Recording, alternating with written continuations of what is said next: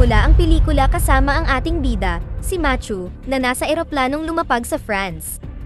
Sa kanyang paglabas sa airport, tinawagan niya ang anak na si Sarah, at sinabi sa kanya na malapit na siyang makauwi.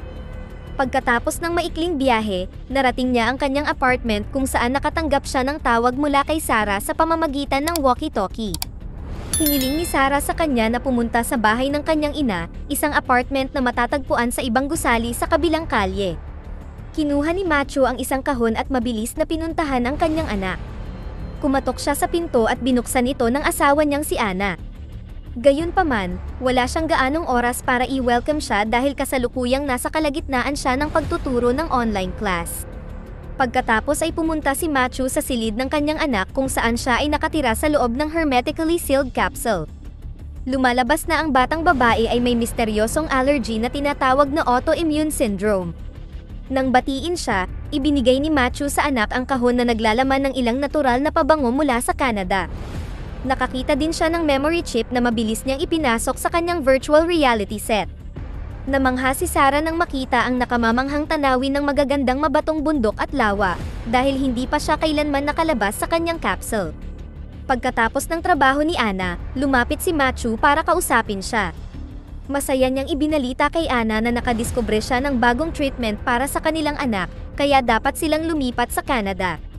Nag-aalinlangan si Anna dahil wala siyang narinig na anuman tungkol dito mula sa mga doktor, ngunit iginiit ni Matthew na bago lang ito. Gayunpaman, tumanggi pa rin si Anna, sinabi na kailangan nilang mangalap ng higit pang impormasyon tungkol dito bago sila gumawa ng desisyon. Ikinagalit ito ni Matthew kaya lumabas siya at bumalik sa kanyang apartment. Samantala, nakipag-video call si Sarah sa dalawang matalik na kaibigan, sina Charlotte at Noe, na may parehong kondisyon tulad sa kanya.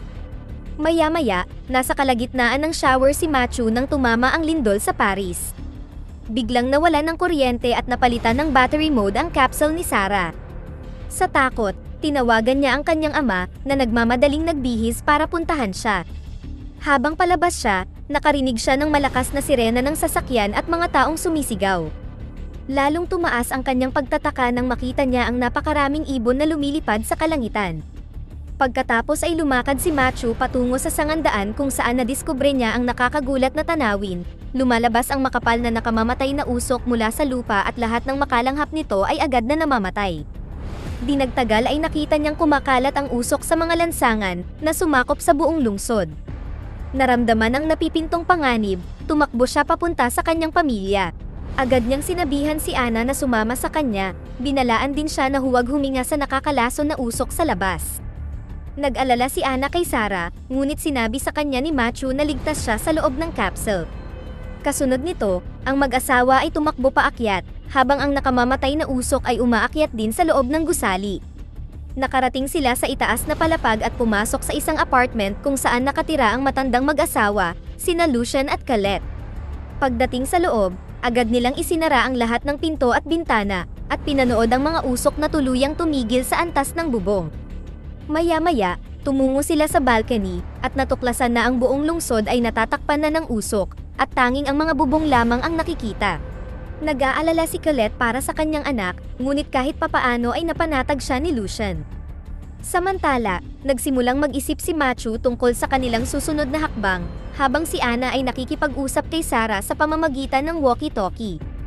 Tila natatakot ang bata dahil ang usok sa kanyang silid ay naging mas makapal. Pagkatapos ay tiningnan ni Anna ang baterya ng capsule sa kanyang cellphone at tinansya na tatagal ito ng humigit kumulang 10 oras. Habang nasa balcony, si Matthew ay nilapitan ni Lucien, na sinusubukang tawagan ang anak ngunit nabigo. Sinabi sa kanya ng matandang lalaki ang tungkol sa kanyang anak, na nakatira sa ground floor ng isa pang gusali. Umaasa siya na ligtas ang kanyang anak dahil ito ay matalino at maparaan. Pagbalik sa loob, tinanong ni Anna si Matthew tungkol sa kung ano ang susunod nilang gagawin, ngunit ang huli ay wala ring ideya. Sa sandaling iyon, kinuha ni Lucien ang lumang radyo mula sa kanyang aparador, ngunit mukhang hindi ito gumagana. Habang sinusubukan nilang ayusin ito, lumabas si Matthew sa hagdan, na nagbabalak na suriin ang usok. Ipinasok niya ang kamay doon ngunit walang nangyari. Napagtanto niya na ang usok ay nagdudulot lamang ng pinsala kapag nalanghap ito ng tao. Kasunod nito, bumalik si Matthew sa apartment at nagpa siya na tingnan si Sarah. Gayunpaman, pinagbawalan siya ni Ana, at sinabing hindi siya makakapagpigil ng hininga ng ganoon katagal. Ilang sandali pa, bigla niyang naalala ang isa pang matandang kapitbahay, si Belkacem, na nakatira sa ibaba lamang, na gumagamit ng tangke ng oxygen. Pagkatapos ay gumawa si Matthew ng mapanganib na desisyon, pigilin ang kanyang paghinga, tumungo sa ibabang palapag at hanapin ang tangke. Nag-aatubiling pumayag si Ana, at pagkatapos ay kumuha siya ng martilyo at flashlight mula kay Lucian at bumaba sa bintana. Huminga siya ng malalim bago pumasok sa usok. Nang makarating sa bintana ni Belkacem, binasag ito ni Matthew gamit ang martilyo at pumasok sa loob. Habang sinisimulan niyang hanapin ang tangke ng oxygen, nakita niya ang patay na katawan ni Belkacem. Gayunpaman, wala siyang oras upang mag-react, kaya ipinagpatuloy niya ang paghahanap. Sa wakas ay nahanap niya ang tangke at nagsuot ng mask upang makahinga. Pagkatapos nito, sumilip siya sa bintana para sabihin kay Ana na nahanap na niya ang tangke ng oxygen. Ipinaalam din niya sa kanya na pupuntahan niya si Sarah. Inilagay ni Matthew ang tangke ng oxygen sa bag at dahan-dahang bumaba. Nilapitan niya ang anak at nag-iwan ng pagkain pati na rin ang isang flashlight, at sinabi sa kanya na gamitin ito kung kinakailangan. Pinalitan din niya ang baterya ng capsule at umalis pagkatapos mangakong babalik sa lalong madaling panahon. Kasunod nito, lumabas si Matthew upang suriin ang sitwasyon. Sa kanyang paglabas, tumambad sa kanya ang malagim na tanawin, maraming bangkay na nakahandusay sa mga lansangan. Matalinong kumilos, nagmamadali siyang nanguha ng ilang baterya mula sa mga sasakyan. Sa sandaling ito, nakarinig siya ng tunog ng pagsipol, na nag-udyok sa kanya na puntahan ito. Nakita niya ang ilang mga sundalo na pinangungunahan ang grupo ng mga nakaligtas, at lahat ay nakasuot ng gas mask. Papunta pala sila sa Montmartre, isang burol na hindi pa naabot ng usok. Tinanong ni Matthew ang isa sa mga sundalo tungkol sa kung ano ang nangyayari, ngunit wala pa rin silang alam. Pagkatapos ay binigyan siya ng face mask ng sundalo, na nagsabi sa kanya na sumama sa kanila. Gayunpaman, tumanggi si Matthew, iginiit na naghihintay sa kanya ang kanyang pamilya. Pagkatapos ay humiling siya ng dagdag na maskara bago naghiwalay ang kanilang mga landas. Pagbalik sa apartment, sinabi ni Matthew sa lahat ang tungkol sa kanyang nakita kasama ang mga sundalo na dinala ang mga tao sa tuktok ng burol. Nang gabing iyon, ipinagpatuloy ni Ana ang pag-aayos sa radyo, habang nakikipag-usap din sa matandang mag-asawa. Samantala, pumunta si Matthew sa hagdanan upang tingnan ang usok at napagtanto na tumataas ito ng ilang sentimetro bawat oras. Kinaumagahan, matagumpay na naayos ni Ana ang radyo, ngunit ang lahat ng channel ay naghahatid ng parehong emergency message na manatiling ligtas. Sa sandaling iyon, nakarinig sila ng pagsabog, kaya nagmamadaling umakyat sina Matthew at Ana sa bubong ng gusali upang suriin ang nangyari. Sa pamamagitan ng binocular, nakita nila ang kaguluhan na sumiklab sa mga nakaligtas sa Montmartre, marahil dahil sa kakulangan ng lugar na matutuluyan. Pagkatapos nito, iminungkahi ni Ana na manatili sila sa bahay ni Charlotte sa burol upang makapag-share ng capsule sina Sarah at ang kanyang kaibigan. Ngunit upang ilipat siya, kailangan nila ng selyadong suit na matatagpuan sa kalapit na laboratory building. Kaya, nagpa siya sina Matthew at Ana na magtungo sa lab. Bago umalis, pinuntahan nila si Sarah at ipinaalam ang tungkol sa kanilang plano.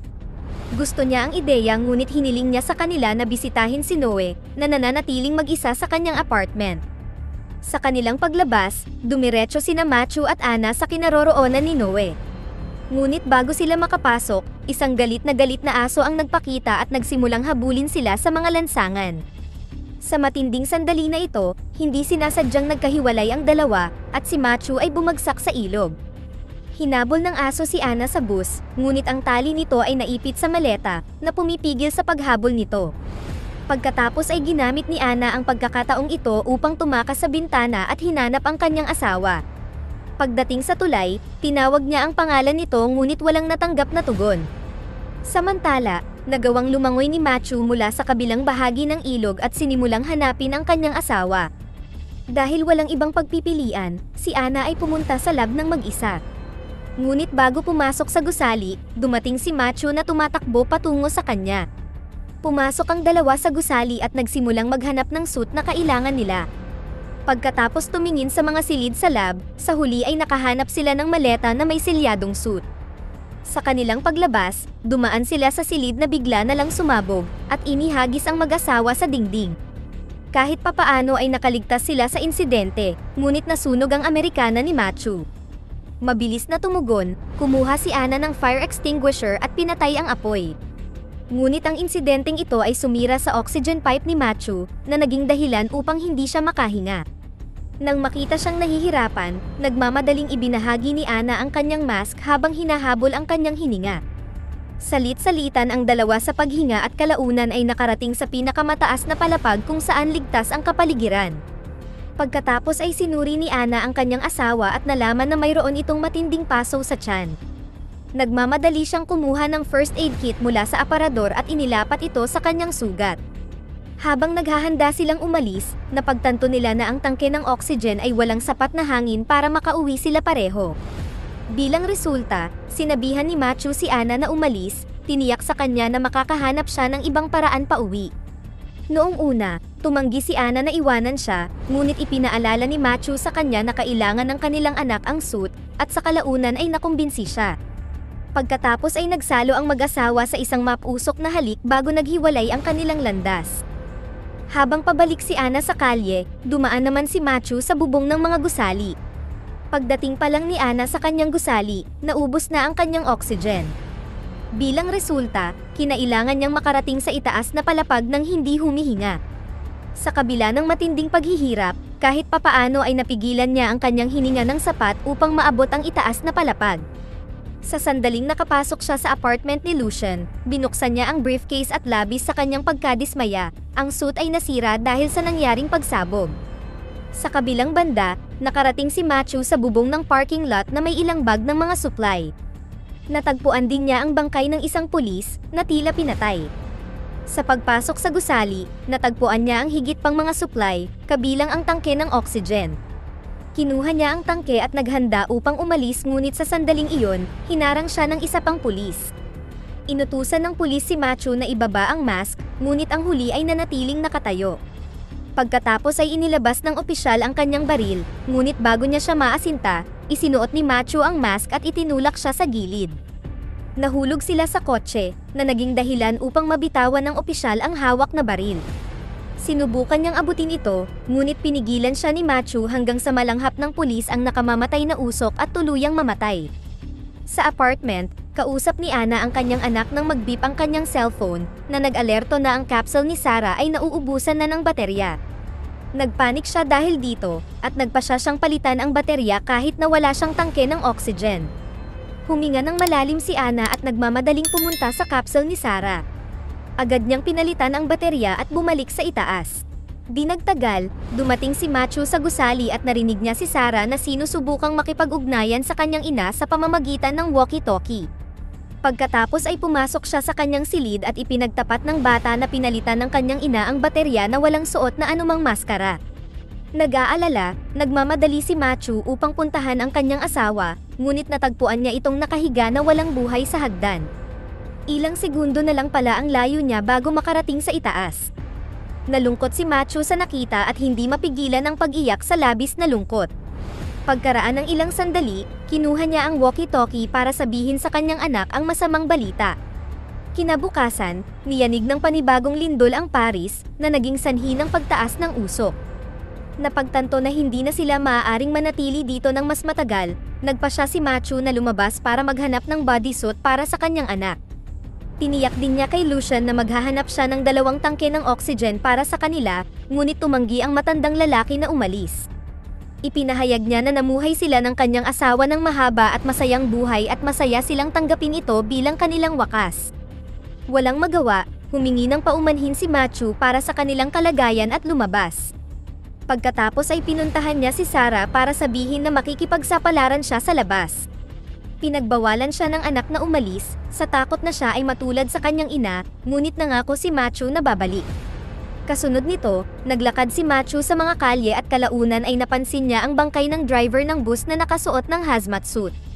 Mabilis niyang kinuha ito at sinakiyan ang kalapit na motor, pabalik sa apartment.